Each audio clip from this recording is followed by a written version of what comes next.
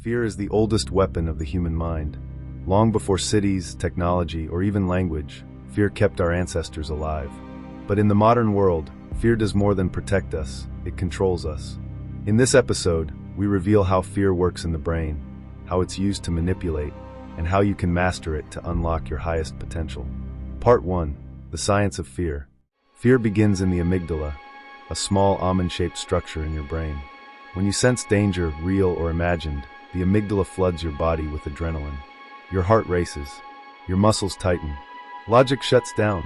Thousands of years ago, this response helped our ancestors survive wild animals and hostile environments. But today, the threats have changed.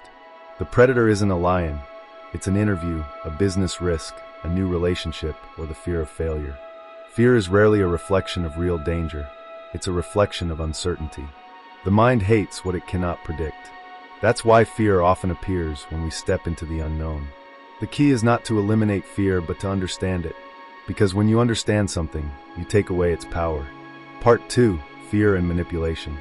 Fear is not only a biological reaction, it is also a psychological weapon. Throughout history, fear has been used to control.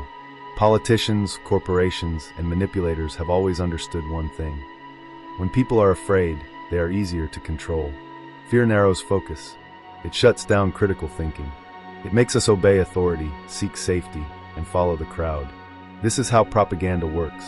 This is how toxic relationships thrive.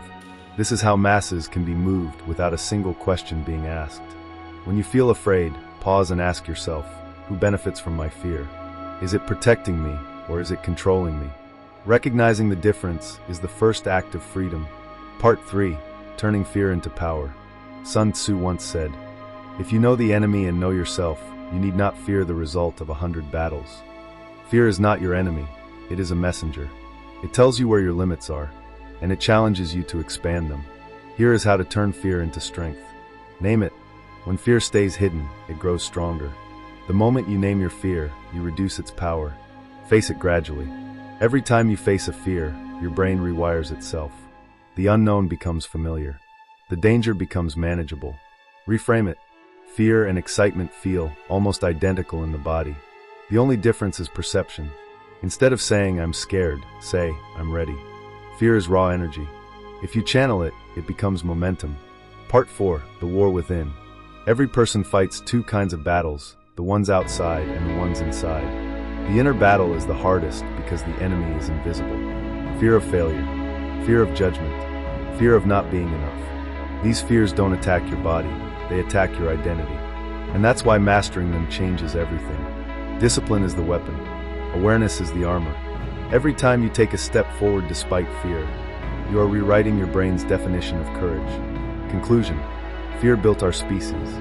It made us cautious, alert, and adaptable. But today, fear often chains us more than it saves us. When you master fear, you don't destroy it, you command it. You make it your soldier, not your master. So the next time fear whispers, "Don't try, don't risk, don't grow," remember this. Fear is only powerful when you run from it. When you face it, it becomes fuel. Face everything and rise.